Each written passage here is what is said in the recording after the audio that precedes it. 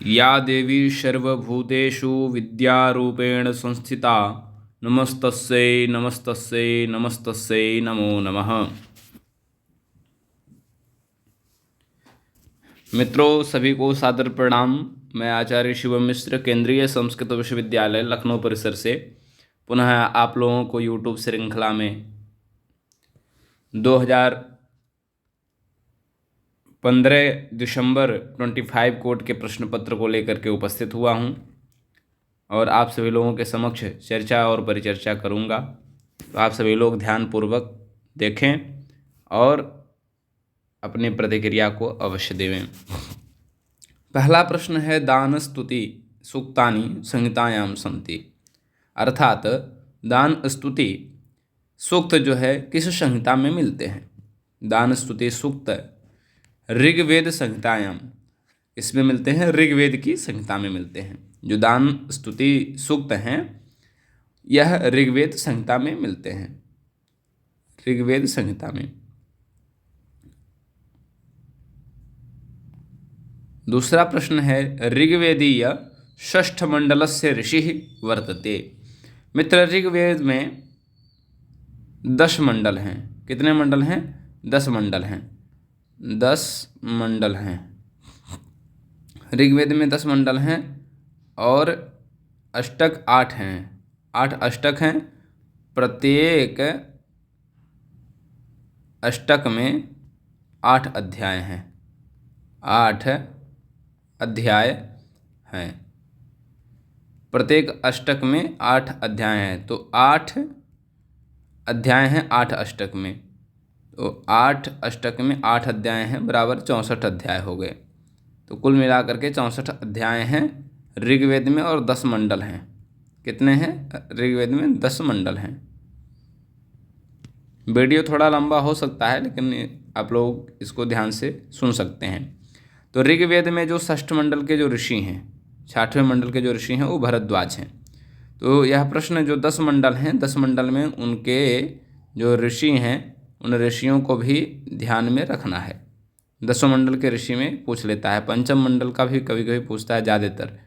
तो इसलिए 10 मंडल के जो ऋषि हैं उनको हम लोग स्मरण में रखेंगे। तो इस प्रकार से जो दूसरा प्रश्न है, ऋग्वेदीय षष्ठ मंडलस्य ऋषिः वर्तते भरद्वाजः, अर्थात ऋग्वेद के 6वें मंडल के जो ऋषि हैं भरद्वाज हैं। बृहदारण्यकम कस्य वेदस्य वर्तते। बृहदारण्यक, जो बृहदारण्यक है वह किस वेद से संबंधित है? तो यजुर्वेद से संबंधित है। वह यजुर्वेद से संबंधित है। बृहदारण्यकम यजुर्वेदेन संबद्धः, वह यजुर्वेद से संबंधित है। बृहदारण्यक यजुर्वेद से संबंधित है। आग्नेन्द्र नामना ऋत्विक कस्य गणस्य वर्तते। आग्नेन्द्र जो ऋत्विक हैं यह ब्राह्मण गण से हैं। ब्राह्मण गणस्य संबंधः, ब्राह्मण गणस्य वर्तते। अग्नेन्द्र नामक जो ऋत्विक हैं वह किस गण से संबंधित हैं? तो वह ब्रह्मगण से जो है संबंधित हैं। सुमंतो ऋषयेः व्यासः, सुमंतो ऋषेः व्यासं कम वेदम प्रदत्तवान। सुमंतु को कौन से वेद का व्यास जी ने, सुमंतो ऋषये व्यासः कम वेदम प्रदत्तवान प्रोक्तवान। क्षम्यताम, सुमंतु को महर्षि व्यास ने, ऋषि व्यास ने कौन सा वेद प्रोक्तवान प्रदान किया, बोला? तो अथर्ववेद के जो है ये आचार्य हैं, तो सुमंतु को जो है अथर्ववेद दिया। सुमंतु को क्या दिया? अथर्ववेद दिया। यह भी प्रश्न यह भी पूछता रहता है कि जो इनके आचार्य हैं उन आचार्य को भी हम लोगों को ध्यान में रखना चाहिए, क्योंकि आचार्यों से भी संबंधित प्रश्न पूछ लेता है कई बार पेपर में। तो जब आचार्य नहीं हम लोगों को कन्फर्म पता रहेंगे तो भी गड़बड़ हो जाता है। तो गड़बड़ प्रश्न ना हो इसलिए हम लोग भी ध्यान देंगे इन सभी बिंदुओं पर कि जो किस वेद के कौन से आचार्य हैं और आचार्य कौन कौन से आचार्य किस वेद के हैं और कौन कौन से आचार्यों ने किस वेद को किसे सौंपा है, महर्षि वेदव्यास ने किस वेद को किसको दिया है। तो इसका भी हम लोग जानकारी रखेंगे, नहीं तो होगा क्या कि प्रश्न यहाँ से पूछा जाएगा और संज्ञान में नहीं रहेगा तो वह गलत हो जाएगा हम लोगों से। तो इसलिए जानकारी में रहना चाहिए, सारे प्रश्न जानकारी में रहें। तो मैं कहने वाला था कि ये जो वेद हैं, विलम्ब चूँकि इसलिए थोड़ा हुआ है, तो वेद जो है, हाँ, सुमंतु ऋषये व्यासः कम वेदम प्रदत्तवान प्रोक्तवान। तो प्रोक्तवान कौन से वेद को इन्होंने कहा, तो ऋग्वेद के, देखिए ऋग्वेद के आचार्य हैं, ऋग्वेद के आचार्य हैं पैल, ऋग्वेद के आचार्य हैं पैल। तो ऐसा भी प्रश्न पूछ सकता है कि सुमंतु के जगह पे पैल ऋषये व्यासः कम वेदम प्रोक्तवान। पैल को जो है ऋषि व्यास ने कौन सा वेद प्रदान किया, प्रोक्तवान। प्रदत्तवान भी हो सकता है, प्रोक्तवान कहा भी है या पढ़ाया भी है। तो ऋग्वेद के आचार्य हैं पैल, और यजुर्वेद के आचार्य हैं वैशंपायन। यजुर्वेद के आचार्य हैं वैशंपायन। यजुर्वेद के आचार्य हैं वैशंपायन। और सामवेद के आचार्य हैं सामवेद के जैमिनी। सामवेद के आचार्य हैं जैमिनी। और सामवेद के आचार्य जैमिनी है, और अथर्ववेद के आचार्य हैं सुमंतु अथर्ववेद के आचार्य हैं। तो इस प्रकार से जो है सुमंतु ऋषये व्यासः या व्यासेन अर्थवेदम प्रदत्तवान, अथर्ववेदम प्रदत्तवान, ऐसा प्रश्न पूछा जा सकता है। तो इसलिए हमको इन सभी चारों वेदों के जो आचार्य हैं, अर्थात चारों वेद के जो आचार्य हैं, मोस्ट इम्पोर्टेंट हो जाता है चारों वेदों के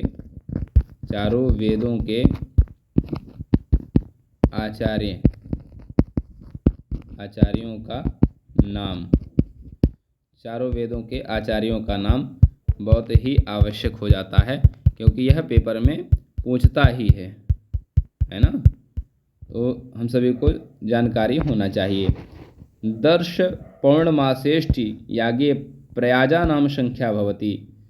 10 दर्श पौर्णमास में, प्रयाज में, दर्श पौर्णमासेष्टि यागे प्रयाजा नाम संख्या भवति 5 होता है। तो संख्या प्रयाजा नाम संख्या भवति 5। पंच याज्ञवल्क स्मृति अनुसारम शिक्षा कतिविधा। याज्ञवल्क स्मृति में याज्ञवल्क के अनुसार, याज्ञवल्क स्मृति, इनके याज्ञवल्क की जो कृति है, याज्ञवल्क स्मृति जो स्मृति ग्रंथ में है, स्मृति में शिक्षा, याज्ञवल्क स्मृति में शिक्षा 4 विवृतयः कति चतस्रः शिक्षानुसारम। याज्ञवल्क शिक्षानुसारम विवृतयः कति विवृतयः, तो 4 विवृतियों का चर्चा किया गया। चतस्रः, तो 4 विवृतियों की चर्चा की गई है। चतस्रः। ऋक्संहितायां समुपलब्धेषु भाष्येषु प्रथमो भाष्यकारः वर्तते।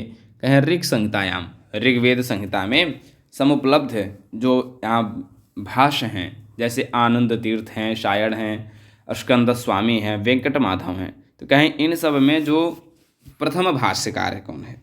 कहें प्रथम भाष्यकार, तो प्रथम भाष्यकार स्कंद स्वामी हैं। प्रथम भाष्यकार कौन है, तो स्कंद स्वामी हैं, क्योंकि स्कंद स्वामी ने ऋग्वेद संहिता में प्रथम 5 अष्टक पर अपने भाष्य को लिखा है।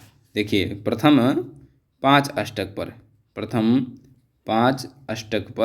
8 अष्टकों में 5 अष्टक पर भाष्य लिखा है इन्होंने।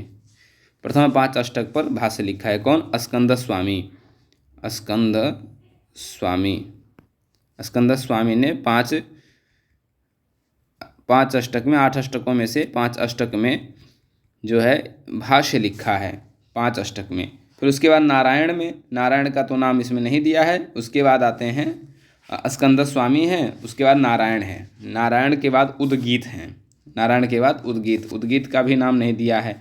वेंकट माधव हैं, वेंकट माधव ने संपूर्ण ऋग्वेद पर भाष्य लिखा है। वेंकट माधव जो हैं ये, इन्होंने संपूर्ण ऋग्वेद पर भाष्य लिखा है। संपूर्ण ऋग्वेद पर भाष्य लिखा है, इन्होंने संपूर्ण ऋग्वेद पर भाष्य लिखा है। किसने? वेंकट माधव ने, वेंकट माधव जी ने संपूर्ण ऋग्वेद पर भाष्य लिखा है। और आनंद तीर्थ हैं, आनंद तीर्थ ने ऋग्वेद के 40 सूक्तों पर चर्चा की है। ऋग्वेद के आनंद तीर्थ हैं, ऋग्वेद के 40 सूक्तों, ऋग्वेद के प्रथम 40 सूक्त, जो प्रथम 40 सूक्त हैं, प्रथम 40 सूक्तों पर, प्रथम 40 सूक्तों पर भाष्य लिखा है। प्रथम 40 सूक्तों पर भाष्य लिखा है इन्होंने, प्रथम 40 सूक्तों पर भाष्य लिखा है। उसके बाद सायणाचार्य आते हैं, आनंद तीर्थ हो गए, स्कंद स्वामी हो गए और वेंकट माधव हो गए, आनंद तीर्थ हो गए। उसके बाद सायण आते हैं, सायणाचार्य। ये सब ऋग्वेद, सभी वेदों के भाष्यकार लगभग हैं ये। सायणाचार्य ने वेदार्थ प्रकाश नामक भाष्य लिखा है। सायणाचार्य ने वेदार्थ प्रकाश, सायणाचार्य इनके बारे में देखा जाए तो इन्होंने वेदार्थ प्रकाश, सायणाचार्य ने वेदार्थ प्रकाश नामक भाष्य लिखा है। या पूछ सकता है नामक भाष्य लिखा है ना। वेदार्थ प्रकाश नामक भाष्य किसने लिखा है? सायणाचार्य ने लिखा है। सायणाचार्य ने वेदार्थ प्रकाश नामक भाष्य लिखा है। वेदार्थ प्रकाश नामक भाष्य सायणाचार्य ने लिखा है। तो मित्रों, ऋक् संहिता में उपलब्ध जो भी भाष्येषु में जो प्रथम भाष्यकार हैं वो स्कंद स्वामी हैं। हमने आनंद तीर्थ को भी देखा, सायणाचार्य को भी जाना, वेंकट माधव के भी भाष्यों को जाना। पुनः एक बार चर्चा करते हैं। वीडियो थोड़ा दीर्घ हो सकता है, लेकिन यह हम सभी के लिए भी श्रेयस्कर रहेगा। स्कंद स्वामी देखिए, स्कंद स्वामी का नाम जो आता है, स्कंद स्वामी ने ऋग्वेद के प्रथम 5 अष्टकों पर इन्होंने अपना भाष्य लिखा है। स्कंद स्वामी ने ऋग्वेद के 5 अष्टकों पर अपना भाष्य लिखा है। वहीं पर नारायण का नाम नहीं आया है इसमें, लेकिन जान लीजिए संज्ञान के लिए कि नारायण ने 6ठ और 7म अष्टक पर लिखा है भाष्य। 7वें और 8वें अष्टक पर नहीं, 6ठवें और 7वें अष्टक पर उन्होंने अपने भाष्य लिखा है। लेकिन उद्गीत का भी नाम नहीं, उद्गीत ने केवल 8वें 8म अष्टक पर उन्होंने भाष्य लिखा है। वेंकट माधव जो है, वेंकट माधव जी ने संपूर्ण ऋग्वेद पर भाष्य लिखा है। आनंद तीर्थ ने ऋग्वेद के प्रथम 40 सूक्तों पर अपना भाष्य लिखा है। आत्मानंद जो है, आत्मानंद का भी नाम नहीं है, लेकिन संज्ञान के लिए जान लीजिए, उन्होंने अस्य वामीय सूक्त पर भाष्य लिखा है। सायणाचार्य जो सायण आचार्य हैं, इन्होंने वेदार्थ प्रकाश नामक भाष्य लिखा है। वेदार्थ प्रकाश नामक भाष्य सायणाचार्य ने लिखा है अपने उसमें, सायणाचार्य ने वेदार्थ प्रकाश नामक भाष्य लिखा है। तो इस प्रकार से मित्रों आगे की हम लोग श्रृंखला में चलते हैं, आगे के प्रश्न को देखते हैं।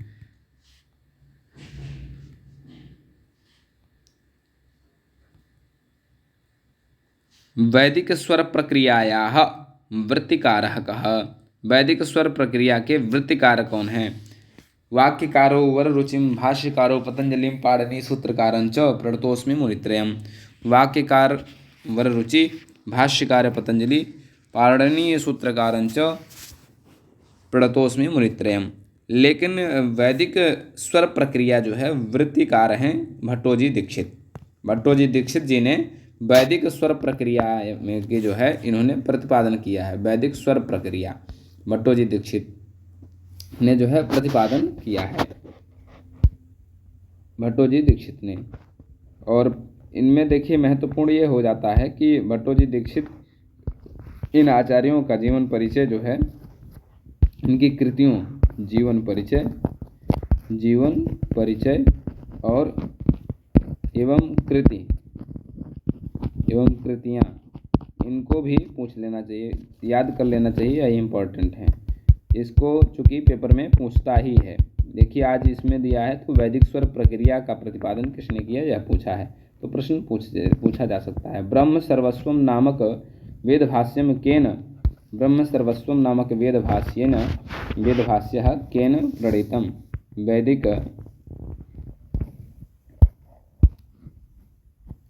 वैदिक स्वर प्रक्रिया तो संजातम।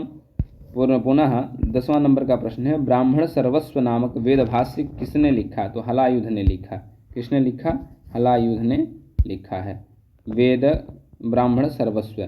वाक सूक्त ऋग्वेद से कस्मिन् मंडले वर्तते, वाक सूक्त जो है ऋग्वेद के 10वें मंडल में है। वाक सूक्त किसमें है, ऋग्वेद के 10वें मंडल में है। वाक सूक्त ऋग्वेद के किस मंडल में है, तो 10वें मंडल में वाक सूक्त की चर्चा की गई है। वाक सूक्त जो है 10वें मंडल में है। और 10वें मंडल में कौन कौन से सूक्त और भी हैं, उनको भी हम सभी लोगों को जान लेना चाहिए। देखिए पुरु सूक्त जो है ऋग्वेद के 10वें मंडल में है। हिरण्यगर्भ सूक्त जो है 10वें मंडल में है। वाक सूक्त ऋग्वेद के 10वें मंडल में है। नासदीय सूक्त ऋग्वेद के 10वें मंडल में है। उसके बाद में विवाह सूक्त ऋग्वेद के 10वें मंडल में है। अक्ष सूक्त ऋग्वेद के 10वें मंडल में है। सपतघ्न सूक्त जो है ऋग्वेद के 10वें मंडल में है। ओखदी सूक्त जो है 10वें मंडल में है ऋग्वेद के। आवर्तन सूक्त जो है यह भी 10वें मंडल में है। फिर आगे देखिए मुख्य संवादों में पुरुरवा उर्वशी संवाद, यह भी 10वें मंडल में है। यम यमी संवाद, यह भी 10वें मंडल में है। शर्मा पड़ी संवाद, यह भी 10वें मंडल में है। तो इस प्रकार से मित्रों वाक सूक्त के साथ साथ जो ऋग्वेद में जितने भी सूक्त आए हैं, संवाद सूक्त आए हैं, यह प्रायशः 10वें मंडल में हमने जाना। वाक सूक्त भी जो है 10वें मंडल में ही आया है, इसका भी वर्णन 10वें मंडल में ही प्राप्त होता है। तो इस तरह से जो भी वाक सूक्त आया है, पुरु सूक्त, हिरण्यगर्भ सूक्त, वाक सूक्त और नासदीय सूक्त, यह सारे सूक्त जो है 10वें मंडल में है। साथ ही साथ पुनः एक बार देखते हैं, पुरुरवा उर्वशी संवाद सूक्त 10वें मंडल में है। यम यमी संवाद सूक्त 10वें मंडल में है। शर्मा पड़ी संवाद सूक्त 10वें मंडल में है। इंद्र मरुत संवाद सूक्त जो है यह प्रथम मंडल में है। अगस्त लोपा मुद्रा संवाद सूक्त यह प्रथम मंडल में है। विश्वामित्र नदी संवाद सूक्त जो है यह तृतीय मंडल में है। और भी हम लोगों को इस तरह से नोट कर लेना चाहिए, नोट्स बना करके कर लेना चाहिए। आगे अब देखते हैं ऋग्वेद संहितायाः आंग्ल पद्यानुवादः केन कृतम्। आंग्ल पद्यानुवादः वैदेशिकः विद्वान् वर्तते। जिन्होंने अंग्रेजी में क्या किया है, ट्रांसलेट किया है। ये कौन से ऐसे विद्वान हैं जिन्होंने क्या किया है, अंग्रेजी में ट्रांसलेट किया है ऋग्वेद का। तो ऋग्वेद का जो इन्होंने ट्रांसलेट किया है ग्रिफिथ हैं, प्रोफेसर ग्रिफिथ। अंग्रेजी पाद्यमयम इन्होंने किया है, जो कि इसमें वर्णन मिलता है 1889 से लेकर के 1892 में। जिन्होंने ऋग्वेद संहिता का क्या किया, आंग्ल पद्यानुवाद किया है, वैदेशिक विद्वान ने। और भी किसने किसने किया है, किन किन भाषाओं में ऋग्वेद संहिता, ऋग्वेद का जो है अनुवाद किया है विल्सन ने। किसमें किया, आंग्ल भाषा अंग्रेजी में किया है। और उसके बाद हेरमान ग्रासमान इन्होंने जर्मन में किया है। जर्मन ऋग्वेद संहितायाः जर्मन भाषायां वैदेशिक विद्वान् वर्तते। जर्मन पद्यानुवादः वैदेशिक विद्वान् वर्तते, तो हैं हेरमान ग्रासमान है। और अंग्रेजी में पूछता है तो आंग्ल ऋग्वेद संहिताया आंग्ल पद्यानुवादः वैदेशिकः विद्वान् वर्तते, तो विल्सन ने भी अंग्रेजी में किया है। प्रोफेसर ग्रिफिथ, जिसमें यहाँ लिखा है RTH ग्रिफिथ, इनका पूरा नाम यह है, लेकिन वैसे शार्ट में प्रोफेसर ग्रिफिथ ने भी अंग्रेजी में पद्यानुवाद किया है। प्रोफेसर ओल्डेनबर्ग, प्रोफेसर इसमें उनका नाम नहीं दिया है लेकिन जान लेना चाहिए। प्रोफेसर ओल्डेनबर्ग ने जर्मन भाषा में भी इन्होंने ऋग्वेद का अनुवाद किया है। आंग्लवा करके एक लांगलवा है, क्षमा चाहते हैं, लांगलवा जो है फ्रेंच भाषा में इन्होंने अनुवाद किया है। तो इस प्रकार से जो ऋग्वेद संहिता का जिन जिन वैदेशिक विद्वानों ने अपनी अपनी भाषाओं में अनुवाद किया है उनको भी हमें जानना चाहिए। इस प्रश्न से यह सीख मिलती है। आगे हम लोग चर्चा करते हैं कि साम्य विकार परिगणिताः सन्ति। साम्य विकार कितने हैं? तो परिगणिताः सन्ति, तो 3 साम्य विकार बताए गए हैं। तो 3 साम्य विकार हैं और इनका जो है चर्चा किया गया है। पदक्रम सदन नामक भाष्य कस्य प्रतिसाख्यस्य विद्यते। पदक्रम सदन नामक भाष्य ऋक् प्रतिसाख्यस्य वर्तते। देखिए, इस प्रकार से भी पूछा जा सकता है, पूछता है प्रश्न कि जो भाष्य हैं वह किन साख्य से संबंधित हैं। तो ऋक् प्रतिसाख्य और तैत्तिरीय प्रतिसाख्य, वाजसनेयी प्रतिसाख्य, ये सब जो है भाष्य संबंधित हैं। इसमें विशेष से पदक क्रम में के अनुसार यदि देखा जाए तो पदक क्रम में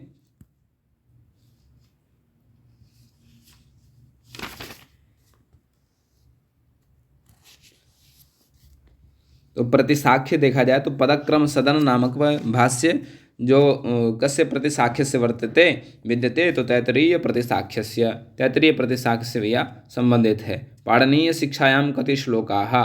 पाणिनीय शिक्षा में कितने श्लोक हैं? अभी तो हमने अध्ययन नहीं किया है लेकिन करेंगे। तो यहाँ 60 उत्तर आंसर है आपका 60 हैं। कितने हैं? 60 हैं। पाणिनीय शिक्षा पढ़ना है तो पाणिनीय शिक्षा में जो है 60 हैं, 60। मघवा देवः कः। मघवा देवः कः तो इंद्र, इंद्र का विशेषण है यह मघवा। मघवा जो है इंद्र का विशेषण है। तो इससे यह प्रश्न, इस प्रश्न से ये है कि देवताओं के नामों की पर्यायवाची या जो नाम हैं उनको भी हमको जानना चाहिए, जो नाम हैं। तो इससे, क्योंकि विशेषण जो उनसे संबंधित है मघवा इंद्र का है, तो इंद्र जैसे ये प्रश्न बन सकते हैं। 16 नंबर प्रश्न से हमको यह सीख मिलती है कि देवताओं के अपर नामों को भी जानना चाहिए। देवताओं के अपर नाम को भी जानना चाहिए, अपर नाम संबोधन जो भी है उसको भी जानना चाहिए, क्योंकि यह भी प्रश्न में पूछा जाता है। अग्नि पर्यायवाची जो हो गया विष्णु का हो गया, वरुण का हो गया, हिरण्यगर्भ का हो गया। आगे चलते हैं। या पृथ्वी व्यथमानां दृंहद्यः पर्वतान् प्रकुपिता अरम्मृणात्। अस्य मंत्रस्य द्रष्टा ऋषिः कः। यः पृथिवीं व्यथमानां दृंहद्यः पर्वतान् प्रकुपिता अरम्मृणात्। अस्य मंत्रस्य द्रष्टा वर्तते तो गृत्समदः, ऋषि वर्तते गृत्समदः। ऋग्वेद साकल संहितायां कति संधि अक्षराणि स्वीकृतानि। ऋग्वेद साकल संहिता में काफ़ी टफ प्रश्न पूछा है, सामान्य नहीं है। ऋग्वेद की साकल संहिता में कितने संधि अक्षर स्वीकार किए गए हैं? तो 4 अक्षर स्वीकार किए गए हैं। देखिए आगे ये भी प्रश्न बहुत अच्छा है, लेकिन जो अगला प्रश्न आ रहा है यह काफ़ी बार पेपर में पूछा गया है। तो अभी हमारे गुरुजी भी पढ़ाए हैं हम लोगों को, शिक्षा शास्त्र में भी पढ़ाएं कि इनके अनुसार भी ऐसा है, और भी कई आचार्यों के विषय में उन्होंने बताया हम लोगों को। तो इष्ट प्राप्ति अनिष्ट परिहार लौकिकम उपायम यो ग्रंथो वेदयति स वेदः। वेद का लक्षण जब प्रतिपादन करते हैं तो सभी जो है आचार्यों ने अपने अपने मत में सब दिया है। तो इसमें जो सायणाचार्य हैं, सायणाचार्य जी का जो है मत लिया जाता है, क्योंकि सायणाचार्य जी ने भी अपना बहुत बड़ा योगदान दिया है। बहुत बड़ा वेद के ऊपर भाष्य इत्यादि लिखने का इन्होंने वेद प्रकाश नामक भाष्य लिखा है, जो कि मैं पूर्व में भी बता चुका हूँ। इस वीडियो में हम इसीलिए चर्चा कर रहे हैं कि यह वीडियो केवल प्रश्न की दृष्टि से नहीं बल्कि ज्ञान की दृष्टि से पढ़ा जाए। ये नहीं कि आए हम उत्तर बताए आंसर की को देख करके उसके बाद में हो गया, ऐसा नहीं। क्योंकि जब तक जानकारी नहीं होगा तब तक प्रश्न तो बहुत सारे ऐसे हैं, ऐसे प्रश्न तो अनेकों बनेंगे। तो अब अनेकों प्रश्न बनेंगे तो जिज्ञासा तो भाई जब पढ़े रहेंगे आप तभी उसका समावेशन हो पाएगा। यदि अध्ययन में नहीं रहेगा तो नहीं हो पाएगा। तो इसलिए चर्चा परिचर्चा जरूरी है। इष्ट प्राप्ति अनिष्ट परिहार लौकिकम उपायम यो ग्रंथो वेदयति स वेदः इति कस्य लक्षणम वर्तते। यह लक्षण किसने कहा? तो यह सायणाचार्य जी का वक्तव्य है। कहें इष्ट प्राप्ति अनिष्ट परिहार, इष्ट प्राप्ति अनिष्ट परिहार लौकिको परिहार योर लौकिकम उपायम यो ग्रंथो वेदयति स वेदः। कहें इष्ट प्राप्ति अनिष्ट का परिहार लौकिक उपाय यह ग्रंथ जो प्रतिपादित करता है, ज्ञान दिलवाता है, वही है वेद। ऐसा जो है लक्षण सायणाचार्य जी करते हैं। वाधूल सुल्भ सूत्र केन वेदेन संबद्धाः। वाधूल सुल्भ सूत्र जो है किस वेद से संबंधित है यह बताना चाहते हैं। तो वाधूल जो है सुल्भ सूत्र किस वेद से संबंधित है। सुल्भ सूत्र को देखा जाए, सुल्भ सूत्र जो है, अब देखिए सुल्भ सूत्र के विषय में प्रश्न बहुत अच्छा पूछा है। उसके बारे में हम लोग चारों वेदों के सुल्भ सूक्त को जान लेंगे कि किस किस वेद के सुल्भ सूक्त प्राप्त हैं, किस वेद के सुल्भ सूत्र नहीं प्राप्त हैं। तो इन्होंने वाधूल जो सुल्भ सूत्र दिया है, तो वाधूल जो सुल्भ सूत्र यह वस्तुतः है, इसमें पूरा वर्णन तो नहीं मिल रहा है, लेकिन यह जान लीजिए कि जो आंसर आया है वाधूल सुल्भ सूत्र यह यजुर्वेद से संबंधित है।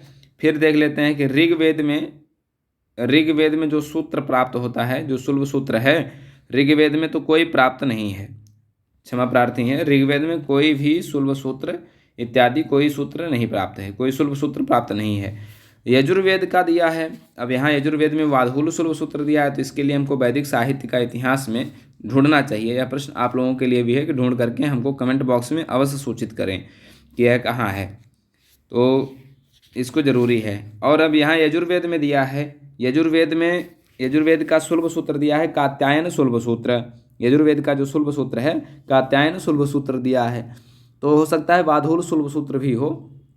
और दूसरा है बौधायन सुल्भ सूत्र, कृष्ण यजुर्वेद का बौधायन सुल्भ सूत्र, आपस्तंभ्य सुल्भ सूत्र और मानव सुल्भ सूत्र है। ऐसा कृष्णवेद और यजुर्वेद का है। ऋग्वेद में मित्र सुल्भ सूत्र प्राप्त नहीं है, ऋग्वेद का सुल्भ सूत्र नहीं होता है, नहीं प्राप्त है।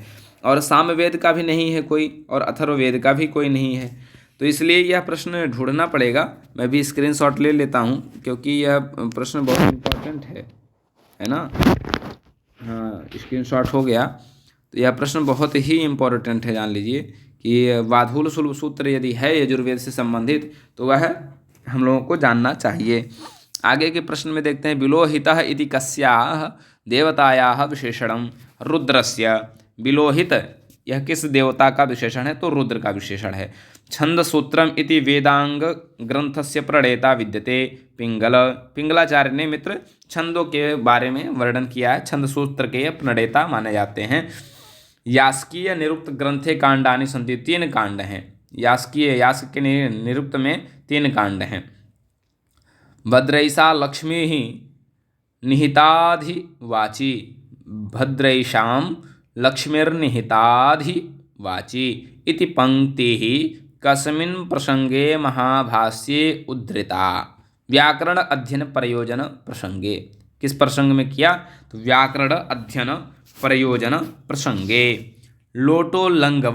लोटोलंगवत इति सूत्रेण अधोलिखित विकल्पमात्रेषु किम अभिप्रेतं सलोपः। लोटोलंगवत सलोपः।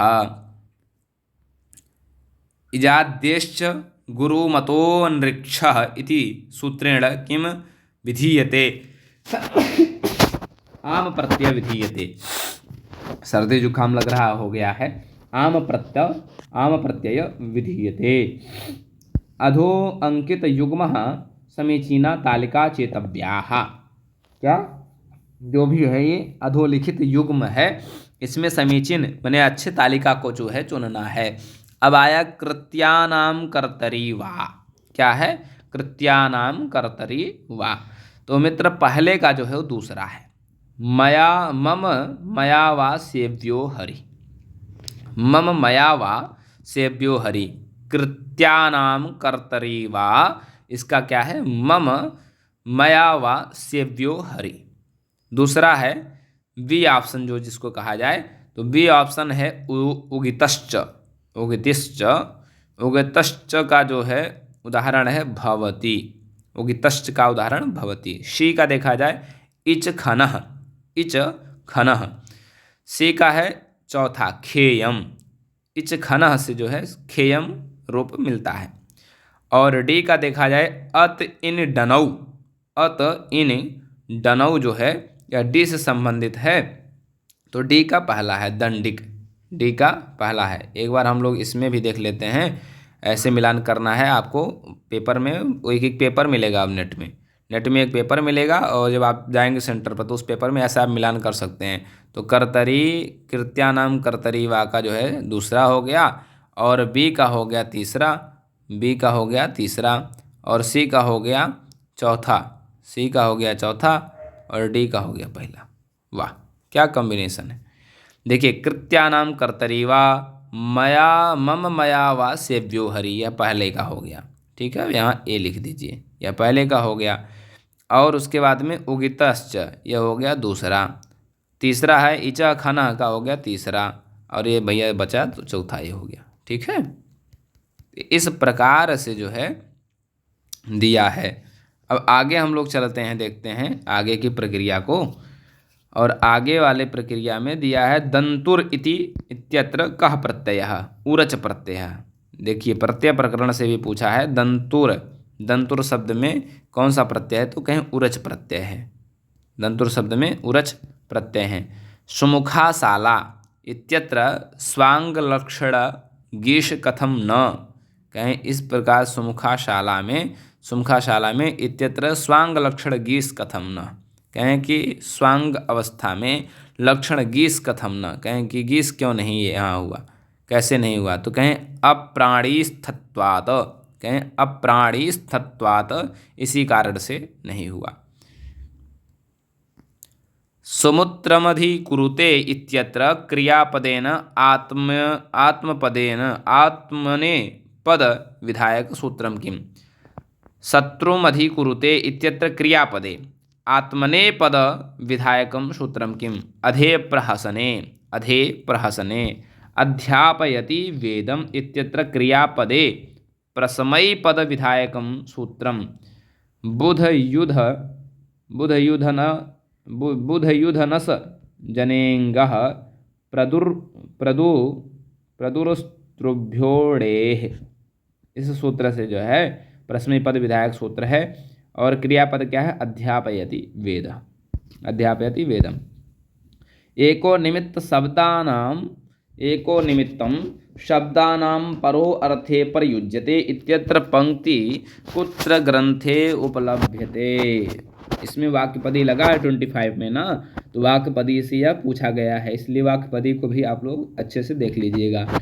एको निमित्तम शब्दानामोपर्यार्थे, एको निमित्तम शब्दानां परो अर्थे प्रयुज्यते इति पंक्ति कुत्र उपलभ्यते, तो वाक्यपदी में दिया है। महाभाष्य का भी शायद कुछ अंश है, महाभाष्य भी थोड़ा बहुत पूछ लेता है। पाणिनीय शिक्षा तो पढ़ना ही है, अष्टाध्यायी तो आप लोग मर्मज्ञ ही रहते हैं, अष्टाध्यायी तो पढ़ते हैं, बिना अष्टाध्यायी के गुरुकुलों में तो आगे व्याकरण पढ़ाते नहीं हैं, और ज़रूरी भी है। अष्टाध्यायी यदि पढ़ा है व्यक्ति तो दक्षता उसमें रहती है व्याकरण में। शास्त्रानुपूर्वम तद्विद्यात यथोक्तम लोकवेदयोः इति पंक्ति कुत्र उपलभ्यते, कहें शास्त्रानु। देखिए पाणिनीय शिक्षा की हमने चर्चा की, यहाँ पर वर्णन भी है।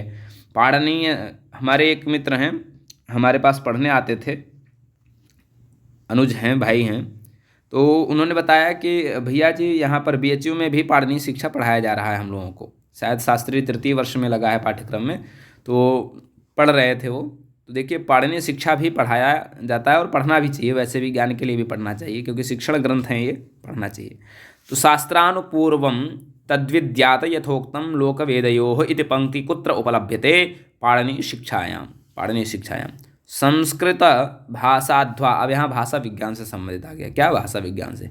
संस्कृत भाषा ध्वनि संदर्भे अधुलिखितेषु अर्धस्वरः कः, तो वह है अर्थविस्तारोदाहरणेषु अन्यतमो नास्ति गौः। अर्थसंकोच उदाहरणेषु अन्यतमो नास्ति सभ्यः। ध्वनिवैज्ञानिकैः करणत्वेन किं स्वीक्रियते, मृतुतालु। सा च त्रिविधा विधात्री। अब यहाँ देखिए अर्थ संग्रह से आ गया प्रश्न, अर्थ संग्रह से प्रश्न आ गया। सा च विधात्री विधा विधात्री अविधात्री विनियोक्त्री च इत्यत्र सा का, तो कहें सा इत्यत्र श्रुति ही। सा च त्रिविधा विधात्री अविधात्री विनियोक्त्री च इत्यत्र सा का, कहें यहाँ जो सा लिखा है ये सा क्या है भैया, तो कहें सा मतलब श्रुति ही, और तो है नहीं। वैदिक समाख्या या लौकिक समाख्या शब्द शक्ति ये सब फर्जी है, केवल श्रुति है। सा च त्रिविधा विधात्री अविधात्री विनियोक्त्री च इत्यत्र सा का सा श्रुति। अर्थ संग्रहानुसारम सब शाब्दी भावना इत्यनेन कः अभिप्रायः। पुरुष प्रवृत्त्यानुकूलो भावयितुर्व्यापार विशेषः। शाब्दी भावनायाः लक्षणं वर्तते अर्थ संग्रहानुसारम पुरुष प्रवृत्त्यानुकूलं व्यापार पुरुष प्रवृत्त्यानुकूलो भावयितुर्व्यापार विशेषः भावयितुर्व्यापार विशेषः। अर्थ संग्रहानुसारम विधि चतुर्विधः उत्पत्ति विधि विनियोग विधि अधिकार विधि प्रयोग विधि च। इस प्रकार से जो है चौथा क्या है, प्रयोग विधि। उत्पत्ति विधि विनियोग विधि अधिकार विधि प्रयोग विधि च। अर्थ संग्रह के अनुसार विधि चतुर्थ कौन है, तो कहें उत्पत्ति विधि विनियोग विधि अधिकार विधि और विनियोग विधि अधिकार विधि च। कहें कि उत्पत्ति विधि है, प्रयोग विधि है, उत्पत्ति विधि प्रयोग विधि, कहें उत्पत्ति विधि है, प्रयोग विधि है, और उसके बाद में उत्पत्ति विधि विनियोग विधि अधिकार विधि और प्रयोग विधि। मैं इन सभी को उदाहरण को ही बताता हूँ, क्योंकि उदाहरण भी पूछ लेता है कई बार, तो उदाहरण तो भी पता होना चाहिए। उदाहरण पता नहीं रहेगा तो भी तो दिक्कत है, इसलिए उदाहरण भी इनके हम लोग सभी जानेंगे। उदाहरण भी पूछ लेता है कई बार पेपर प्रश्न पत्रों में, तो उदाहरण को भी जानना चाहिए। अर्थ संग्रह का हम नोट्स जो है यहाँ उपलब्ध हो गया। तो अब अर्थ संग्रह के बारे में देखा जाए तो और तो सब है ही। वेद प्रतिपाद्य प्रयोजन वदर्थो धर्म, धर्म का लक्षण इन्होंने बताया। धर्म का लक्षण बताने के बाद में विधि चतुर्थ जो देखा जाए तो कहें कि विधि जो चतुर्थ बताया गया है तो विधि ये लक्षण में है, विधि लक्षण में इन्होंने बताया।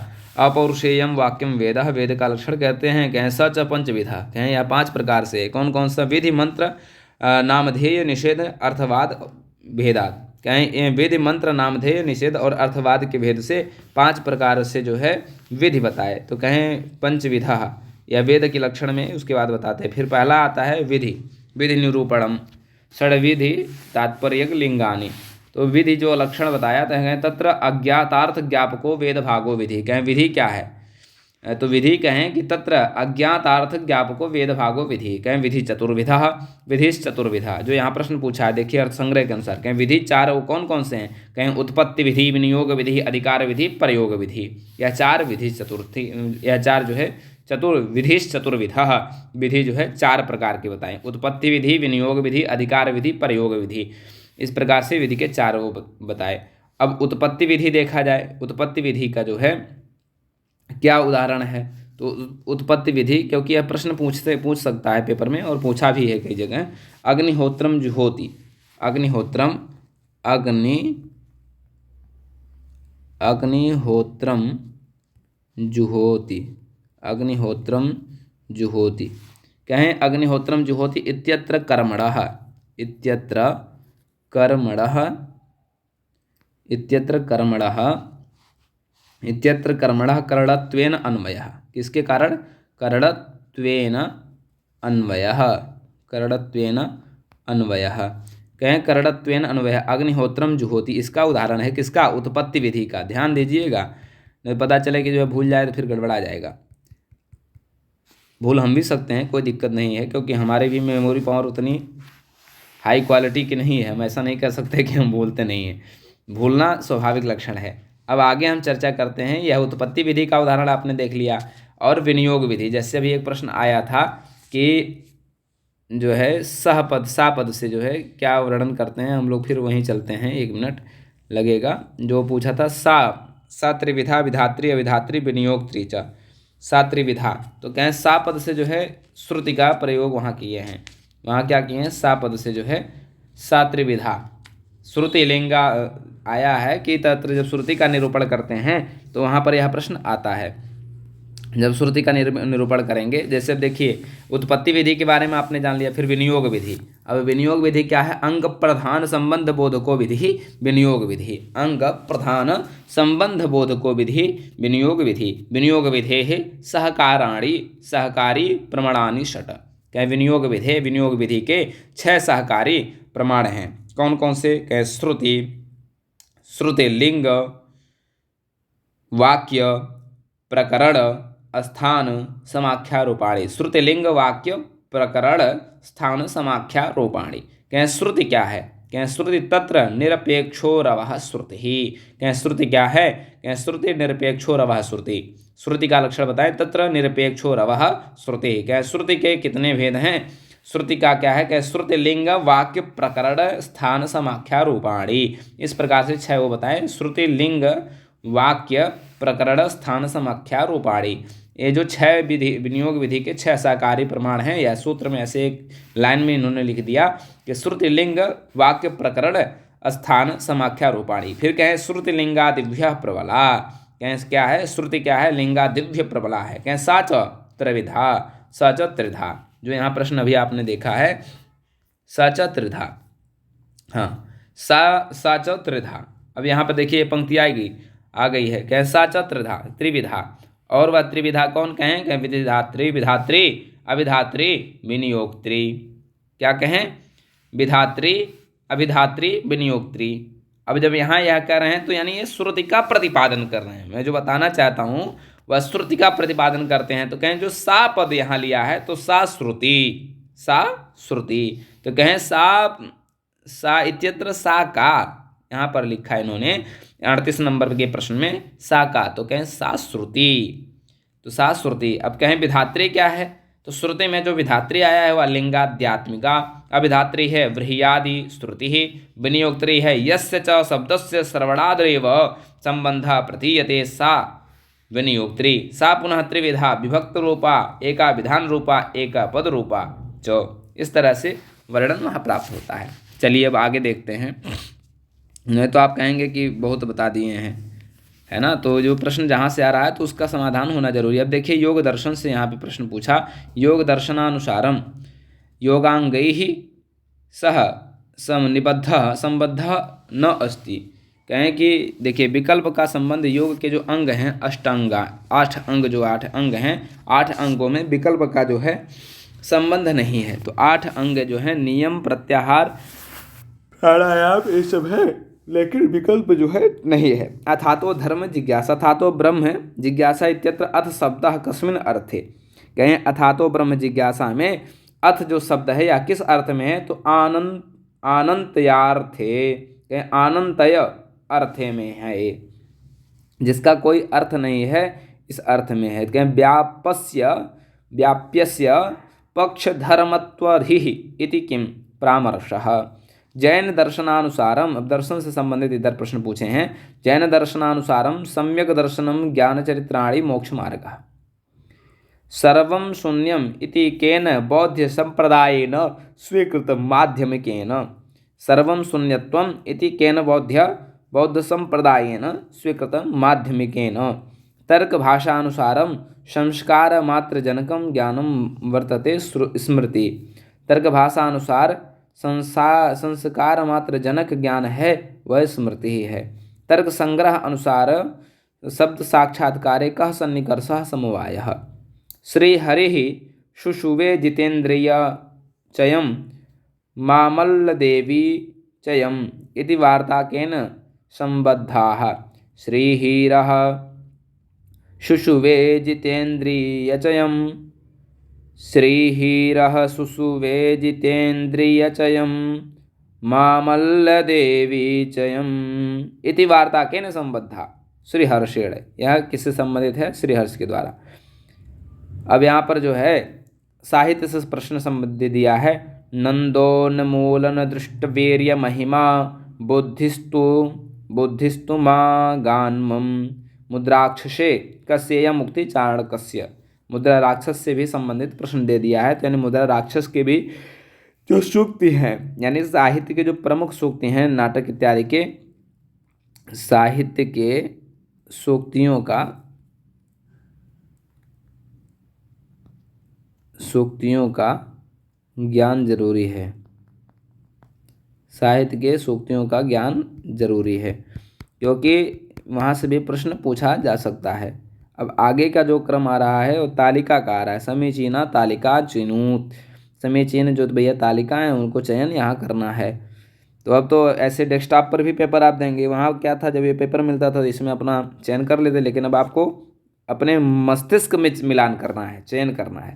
तो जब मस्तिष्क में रहेगा तो फटाफट करके अपना ये जो लिखा हुआ सिंबल, ये सब सिंबल लिख करके एक पेज जो मिलेगा उस पेज में आराम से आपका हो जाएगा। तो कहें कि समीचीना तालिकाम चिनुत। समीचीन जो तालिका यानी अच्छी जो तालिकाएं हैं उनको सुनो। श्रद्धा वित्तम च विधिश्च तृतयम यत समागतम। अभिज्ञान शाकुंतलम का जो है चौथा है, पहले का चौथा है, जमाई बहुत आ रहा है। पहले का चौथा, अभिज्ञान शाकुंतलम का चौथा है श्रद्धा वित्तम विधिश्चेति त्रितयम यत तत् समागतम।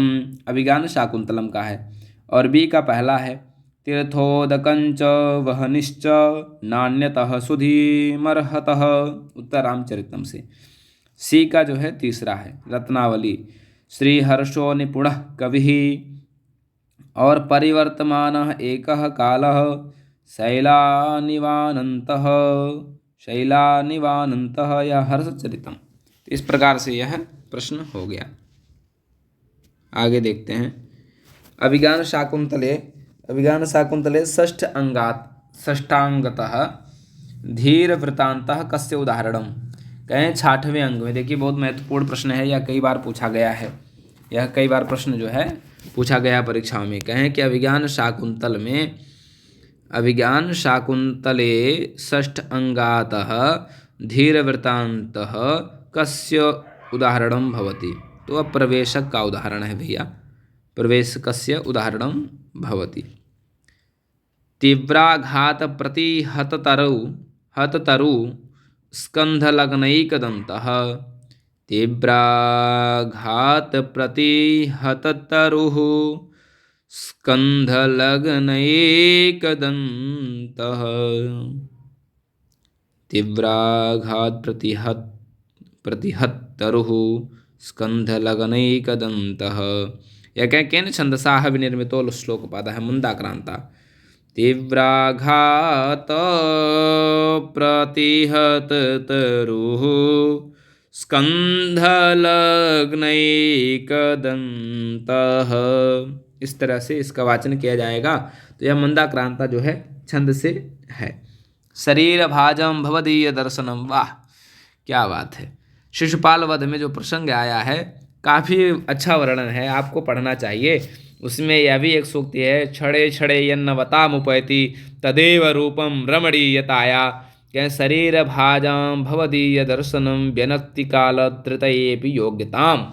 शिशुपाल वधे कश्य प्रशंसेयम। क्या किसके प्रशंसा में यह जो है ऐसा वर्णन मिलता है। शरीर भाजाम भवदीय दर्शनम, कहीं जब नारद जी उतरते हैं वहाँ से पर्वत से उतरते हुए, उनके जब स्वरूप को देखते हैं, कहीं छड़े छड़े यन्नवतामुपैति तदेव रूपम रमणीयताया, कि आपके प्रभु आपके जो क्षण क्षण में आपकी जो छवि बदल रही है। आजकल भी देखते होंगे कि जो अच्छे अच्छे नए नए वस्त्र पहनते हैं, कभी पता चले कि वो जींस पैंट पहन लेंगे, कभी पता चले कि धोती कुर्ता पहनेंगे। तो देखिए वेशभूषा को हम लोग परिवर्तन नहीं कर पाएंगे किसी का, वो स्वेच्छा से होती है। तो और प्रयास भी नहीं करना चाहिए, क्योंकि जो इच्छा हो वो व्यक्ति पहनना चाहिए, वो पहन सकता है, वो स्वतंत्र है। कोई पैंट शर्ट पहनना चाहे वो पैंट शर्ट पहन सकता है, किसी को धोती कुर्ता पहनना है वो धोती कुर्ता पहन सकता है। तो उसमें कोई बाइंडेशन कुछ नहीं कर सकता है।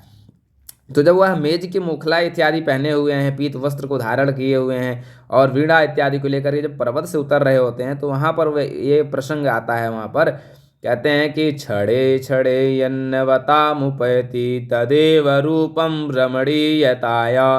कहें हे प्रभु आपके स्वरूप जो है क्षण क्षण में जो बदलते हुए दिखाई पड़ रहे हैं। आजकल भी देखिए मित्रगण जो नए नए वस्त्र पहनते हैं या कहीं बहुत भ्रमण करते हैं, उनकी प्रतिक्रियाओं में लोग भी आज कमेंट बॉक्स में लिखते हैं कि छड़े छड़े यन्नवतामुपैति तदेव रूपम रमणीयताया। अरे प्रभु आपके तो क्षण क्षण में जो है सब स्वरूप चेंज हो रहे हैं, बदल रहे हैं, ऐसा क्या है।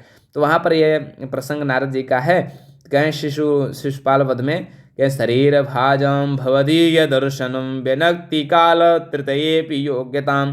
कहें शरीर भाजम भवदीय दर्शनम, यह जो आपका शरीर से जो ये सब दर्शन है, भवदीय दर्शनम शरीर भाजम, शरीर में ये सब जो कुछ आपने पहना है, सब कुछ जो ये सब लालिमाएँ दिखाई पड़ रही हैं, सूर्य के प्रकाश से और भी चमक तेजस्व हो रहा है। तो कहें इस प्रकार से आपके भवदीय दर्शनम दर्शन को देखने के लिए कितने कालत्र ये योग्यता, तीनों कालों तक व्यक्ति प्रयत्नरत रहे, इतनी प्रतीक्षारत रहे। तो ऐसा जो है कहें किसके कस्य प्रशेयम प्रशंसेयम, यह नारद जी के प्रशंसा में बताते हैं कि शरीर भाजम भवदीय दर्शनम व्यनक्ति काल तृतीयेपि योग्यताम। इस प्रकार से है ज्ञाने मौनम क्षमा शक्तौ त्यागे श्लाघा विपर्ययः गुणा गुणानुबन्धित्वा तस्य सप्रशवा इव। कस्य गुणाः श्लोकस्यस्मिन् उल्लिखिताः, कहें दिलपस्य, कहें किसके गुण का जो है श्लोक में उल्लिखित है। कहें ज्ञाने मौनम क्षमा शक्तौ, कहें ज्ञान में क्या, ज्ञानवान जो व्यक्ति होता है उसको मौन रहना चाहिए, मौन होना चाहिए। तो ज्ञाने मौनम क्षमा शक्तौ त्यागे श्लाघा विपर्ययः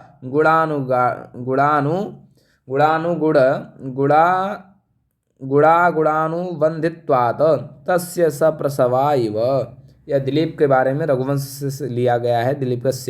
दिलीपस्य चर्चा वर्तते विधीयते। आगे देखते हैं पुटपाक प्रतिकाशो रामस्य करुणो रसः उत्तरामचरिते उत्तरीयम् अस्ति मुरलायाः पुटपाक प्रतीकाशो रामस्य वरुणो रसः उत्तररामचरित में उत्तरीयं भवति मुरलायाः। रत्नावल्याः मंगलाचरणस्य प्रथमे श्लोके कस्य स्तुति प्राप्यते शिवस्य, कस्य स्तुति प्राप्यते शिवस्य। पुण्यवर्मा कस्य देशस्य राजा आसीत् दशकुमारचरितेः विदर्भस्य, कहें पुण्यवर्मा किस देश का राजा था 10 कुमार चरित में। तो 10 कुमार चरित भी आप लोगों ने पढ़ा है, तो वहाँ विदर्भस्य, विदर्भ का जो है राजा था। मम्मट मते कति काव्यगुणाः त्रयः काव्यगुणाः मध्यम उत्तम अधम। ध्वन्यालोकतः रिक्तस्थानं पूरयत् यत्नः प्रतिभिज्ञेयोः तौ शब्दार्थौ महाकवेः। यत्नतः प्रत्यभिज्ञेयोः तौ शब्दार्थौ महाकवे, यह ध्वन्यालोक का स्थान है। 10 कुमारानुसारम फलस्या प्राप्त्यावुपाय योजनादि रूपचेष्टा विशेषः भवति प्रयत्नः। प्रयत्न का यह बताए कि प्रयत्नः फलस्या प्राप्ति उपाय योजनादि रूप चेष्टा विशेषः भवति। यह प्रयत्न के बारे में चर्चा किया। शक्तिर्निपुणता काव्यज्ञ शिक्षयाभ्यास शक्ति निपुणतालोक शास्त्र काव्यादवेक्षणात् काव्यज्ञ शिक्षयाभ्यास इत हेतुस्तद उद्भवे। ऐसा काव्य प्रकाश में वर्णन आया। शक्तिर्निपुणतालोक शास्त्र काव्याद्यवेक्षणात् काव्यज्ञ शिक्षयाभ्यासः इति हेतुस्तद उद्भवे। काव्य प्रकाशे उपमानोपमेयोः विपर्यासे कोऽलङ्कारः उपमेयोपमा। काव्य प्रकाश में उपमानोपमेयोः विपर्यासे को अलंकार है, कहें इसमें कौन सा अलंकार है, कहें उपमेयोपमा, उपमेय और उपमा है।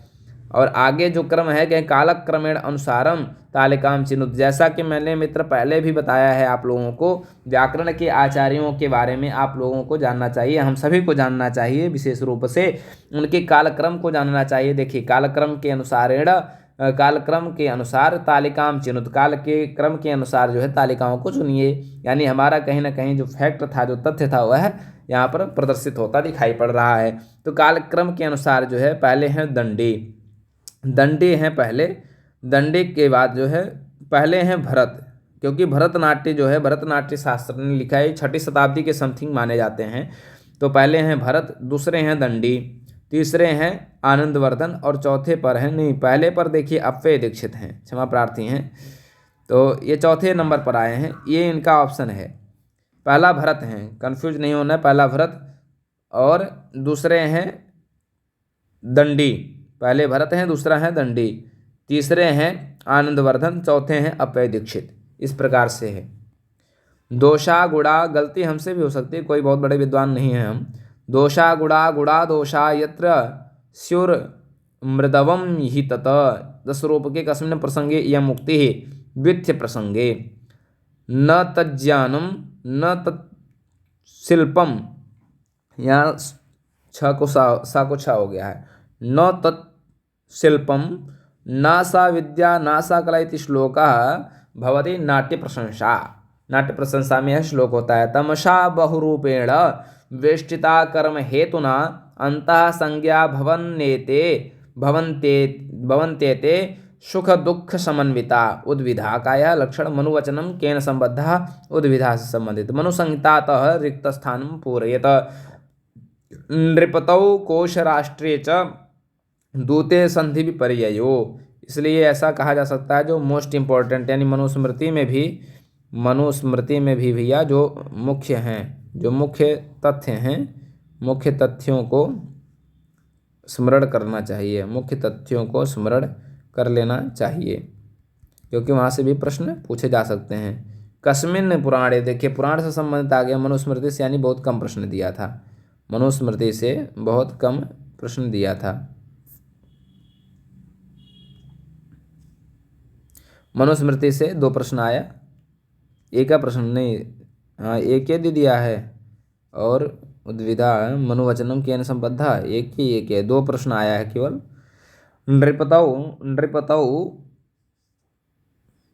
नृपतौ कोशराष्ट्रे च दूते संधि विपर्ययो कस्मिन् पुराणे काशीखंड समुपलभ्यते। काशीखंड समुपलभ्यते स्कंद पुराण में आया है। यह किस में आया? स्कंद पुराण में। याज्ञवल्क्य स्मृति अनुसार।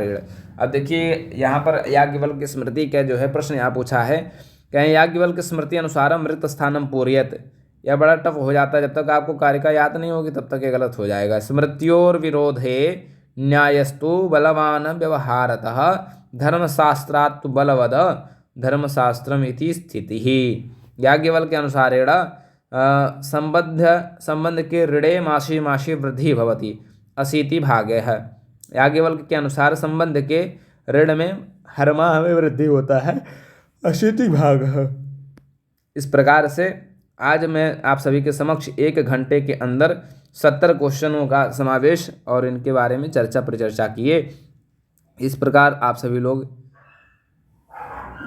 अध्ययन करें और साथ ही साथ हमारा भी अध्ययन होता रहेगा। आप लोगों के समक्ष जो कुछ भी उपलब्ध कंटेंट हैं वो लेकर के उपस्थित होता रहूँगा। सभी को धन्यवाद।